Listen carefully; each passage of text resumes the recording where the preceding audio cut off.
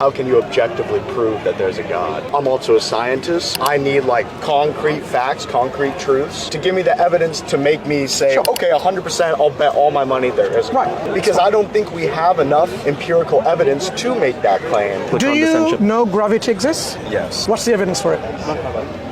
Scientific evidence. I don't accept anything else. I'm not 100% sure. Could you please tell me? There is none. Empirical evidence means what? We observe. Have we observed? Have we seen it? Have we tasted it? Have we felt it? Have we smelt it? With our five senses, we can't see, taste, feel gravity. All we know about gravity is the effect it produces.